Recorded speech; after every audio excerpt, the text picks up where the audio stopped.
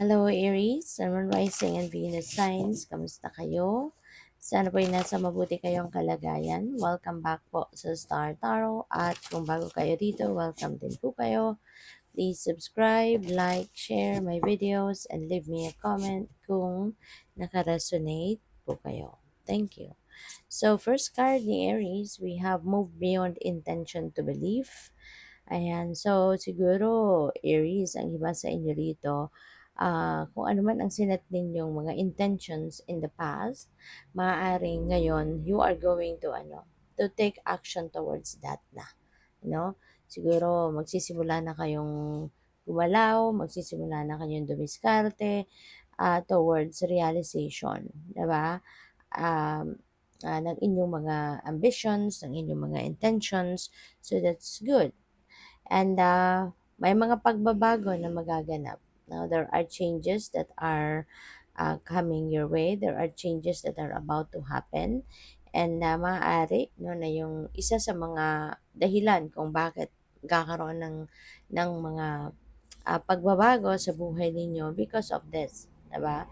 Kasi nga, maaaring kayo ay magsisimula ng mag-take action towards realization ng kung ano man ang mga sinet ninyong intentions and ambitions sa buhay ninyo. At maaari din na meron kayong mga partnerships, no, napapasukan sa ngayon.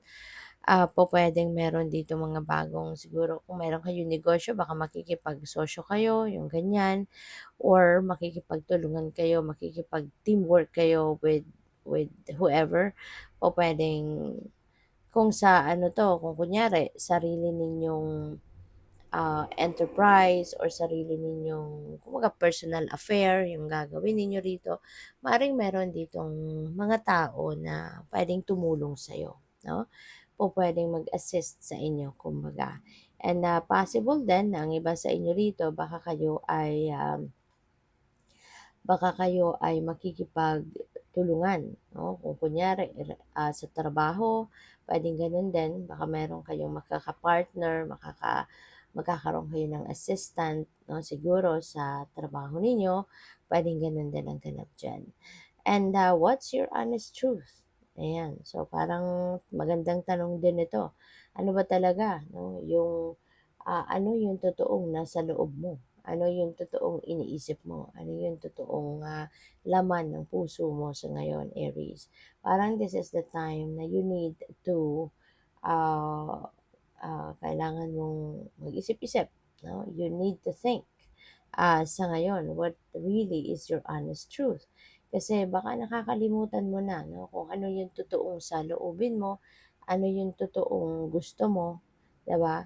Kasi baka dahil sa pakikipagtulungan mo sa iba, 'di ba? Maaaring nakakalimutan mo na yung totoo mong agenda, 'di ba? Aring gano'n. Or baka nagkakaroon na kayo dito baka meron din kayong tendency to become a people pleaser. Kaya ngayon, this could be the time, no, na mapag-iisip-isipan ninyo, 'di ba? Ano na nga ba talaga, 'di ba? Ang totoong agenda mo sa buhay, hindi ba? So, what else? Tignan natin kung ano pa ang ganap. And by the way, maraming salamat for subscribing. And if you haven't subscribed yet, subscribe na kayo. And also, maraming salamat din for not skipping the ads. Malaking bagay po yan sa akin. Thank you. And also, please click the join button sa baba ng video kung gusto po ninyo na mag-join sa membership. Okay? So, we have the world and sabi dito, be open to new possibilities in all areas of your life. Ayan. So, this is really beautiful kasi merong mga bagong oportunidad na papasok sa buhay ninyo. No? And this could be in various areas of life. So, this is really a beautiful thing. Kasi parang yung mga pagbabagong ito, no? This could be it. Diba? Yung mga changes na to, ito yun. Yung mga new possibilities na dadating, ito yung magpapabago sa takbo ng buhay ninyo. Maring ito yung magpapabago sa ganap, no? Ninyo sa buhay, sa iba't ibang area ng buhay ninyo. Kaya, be open to that opportunities and possibilities. Alright? So we have the lion, harness the loyal and protective aura of the lion, and charge ahead magnificently. Ayan. So, maaari ngayon masusubukan din ang inyong loyalty, no?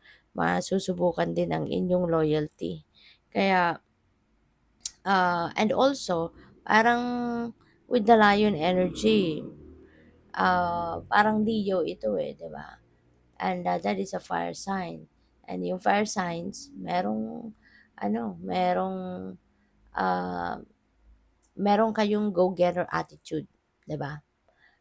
Meron kayong tendency na gawin ang lahat.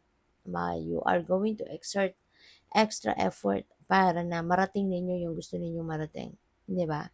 So, it feels like to me na you are definitely going to embody, 'di ba, the energy talaga of the fire sign na talagang masyadong magiging mataas ngayon ang level ng determinasyon mo, ng focus mo, at talagang you are definitely going to take charge, 'di ba? Kung ano man itong pinapangarap mo, gagawin mo ang lahat para makuha mo 'to. Kung ano man itong pinapangarap mo, you are really going to exert extra effort para ma-achieve mo ito, no? So that's really beautiful. So we have patience, slow down, change your attitude, and clear your mind. So also you need to be patient. Okay? You also need to be patient kasi always remember din na kailangan natin na matutong magantay. 'Di ba? Hindi po pwedeng mamadaliin ang lahat. Hindi po pwedeng kung ano yung gusto mo, yun na ang masusunod. Kasi let's always remember na we have God. 'Di ba? The divine universe is there na kung hindi according to his plan ang gusto mong mangyari, kahit anong gawin mo, hindi rin yun mangyayari. 'Di ba? Kaya we really need to practice patience, and we really need to realize na we have to surrender in a way to the divine, kasi nga kahit anong gawin natin kung hindi naman ito kaparte ng kanyang plano para sa atin, wala din mangyayari. Hindi rin ito mangyayari. Kaya kailangan natin na ah, mag-practice ng patience. We need to remember to follow, no? Makinig tayo at sundin natin, magtiwala tayo sa kung ano yung bulong ng universe dito. 'Di ba? Kasi lahat ng bagay, no, ginagabayan tayo. Sa lahat ng bagay, ginagabayan tayo ng universe.